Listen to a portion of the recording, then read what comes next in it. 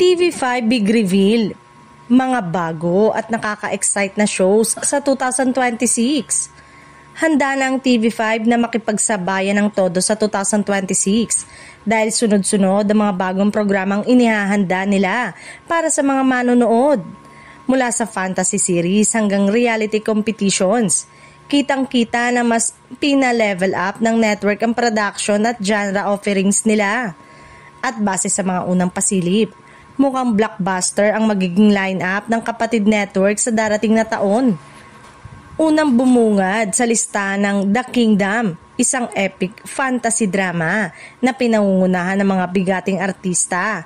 Bongga ang casual at production design, kaya inaasahang magiging isa ito sa pinakamalaking proyekto ng TV5 sa 2026. Kasunod naman ito ang Project Loki, isang stylish at mysterious youth-oriented series na may halong action at suspense. Para itong pinagsamang modern teen drama at psychological thriller, perfect sa mga mahilig sa mind-bending stories. Hindi rin magpapahuli ang kabataang manonood dahil narito ang Magic Boys, isang teen fantasy adventure na puno ng humor, magic at friendship.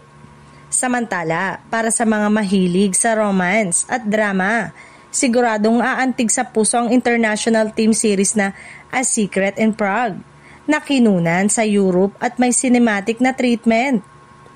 Sa daytime at talk segment naman, matatamis na pagbabalik ang hatid ng My Best Friend Eman at ang empowering na TikTok tampok ang mga kilalang babae sa industriya na maghahatid ng usapang relevant, light at puno ng good vibes.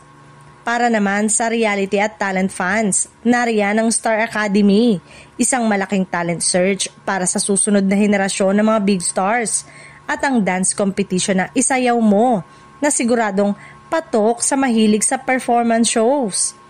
Sa kabuuan, malinaw na pinapalakas ng TV5 ang kanilang programming para sa 2026. May fantasy, action, drama, talk shows at reality competitions, lahat kumpleto.